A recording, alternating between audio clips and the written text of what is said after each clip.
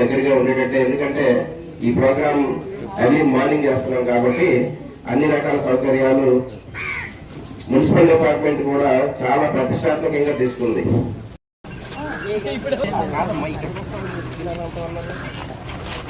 విజయనగరం కూడా వెళ్ళాలి అన్నాను.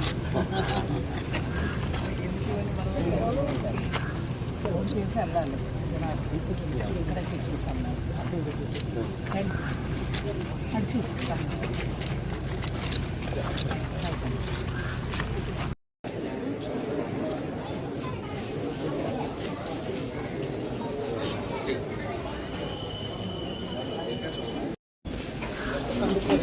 ఇద్దరు కలిసి టిఫిన్ చేస్తాం.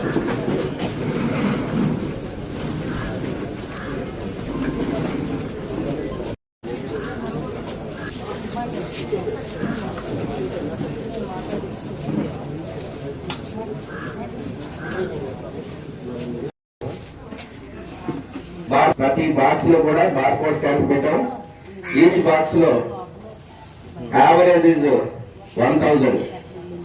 1000 ఒక బాక్స్ లో ఉంటారు. గత 10 రోజులుగా మన విశాఖపట్నంలో జరుగుతున్నటువంటి పరిణామాలే ఒక ఉదాహరణ. 2 days బ్యాక్ మన ముఖ్యమంత్రి వర్యులు నారా చంద్రబాబు నాయుడు గారు ప్రజాప్రతినిధులు మరియు అధికారులతో నవోటల్లో ఆ రోజు దిశానిర్దేశం చేశారు.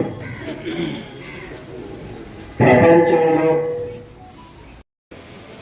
అండ్ స్టూడెంట్స్ మొబిలైజేషన్ లో ముందుకు ఎలా తీసుకెళ్ళగలుగుతామని ఒక చక్కని సలహాలు, ఒక ఆలోచన మనకు తోడుగా ఉండి ముందుకు తీసుకెళ్ళడానికి మన గౌరవ రాష్ట్ర మంత్రివర్యులు బీసీ వెల్ఫేర్ మంత్రివర్యుల్ని పంపించడం జరిగింది.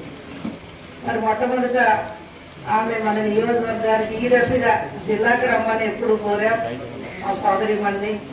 ఇవాళ యోగాంతంలో భాగంగా మనకి ముఖ్య అతిథులుగా విచ్చేసినందుకు గౌరవ మంత్రివర్యులు సోదరిమణి సవితమ్మ గారికి, గౌరవ సోదరులు కందుకూరు ఎమ్మెల్యే గారు నాగేశ్వరరావు గారికి, మా సోదరుడు కృష్ణ గారికి, సుధా గారికి, వివిధ హోదాల్లో ఉన్న ప్రజాప్రతినిధులందరూ మనందరూ నిద్రలేస్తే ఈ ఉరుకు పొరుగుల జీవితాలలో కంపల్సరిగా ఆరోగ్యమే మహాభాగ్యం అన్నట్టుగా అందరికీ కూడా రాష్ట్ర ప్రజలందరూ కూడా ప్రయత్నం చేస్తున్నట్టుగా ఈ రాష్ట్రాన్ని ఒక మంచి ఆరోగ్య రాష్ట్రంగా తీర్చిదిద్దాలని చెప్పి గౌరవ ముఖ్యమంత్రి గారు ఏ విధంగా 75 సంవత్సరాల వయసులో ఏ విధంగా చేస్తున్నాడో నేను గంట మాట్లాడాలని కూర్చోవాలంటేనే ఇబ్బంది పరిస్థితి. అలాగే 75 సంవత్సరాల వయసులో కూడా 2 గంటలు కానీ 3 గంటలు కానీ మమ్మల్ని అందరం ఒక చోట మీటింగ్ పెట్టినప్పుడు ఆయన ఓపికకి కారణం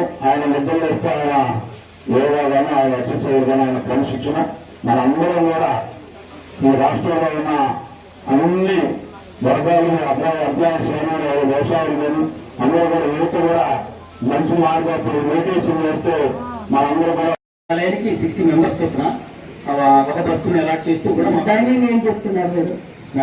టైమింగ్ మార్నింగ్ 3 గంటలకల్లా బయలుదేరాలని చెప్తున్నాం మేడం. విలేజ్ లో 3 గంటలకు బయలుదేరేటట్టు మేము అనుకుంటున్నాం మేడం. 3 గంటలకు బయలుదేరి 5 గంటలకి డెస్టినేషన్కి వెళ్ళినట్టయితే ఒక 1 hour వాక్ ఉంటుంది. అక్కడి నుంచి 6 o'clock కల్లా ఖచ్చితంగా మనం డెస్టినేషన్ డ్రాప్ లో ఉండేటట్టు మేము ప్లాన్ చేస్తాం మేడం. సార్ చెప్పండి, మీరు సచివాలయం సెక్రటరీ కదా, వాళ్ళని అటాచ్ చేస్తున్నారు కదా, ఒక బోర్డు పెడదాము, అది కూడా చేసుకోండి. అలాగే మేడం. సాధ్యం వరకు ఏంటంటే మేము ఆల్రెడీ ప్రోగ్రామ్ చేస్తున్నాం మేడం. అంటే ఆ రోజైతే నైట్ హాల్ట్ టోటల్ గా సెక్రటరీ స్టాఫ్ కూడా నైట్ హాల్ట్ ఉండేటట్టు అనుకుంటున్నాం మేడం. ఎందుకంటే 2 గంటలకు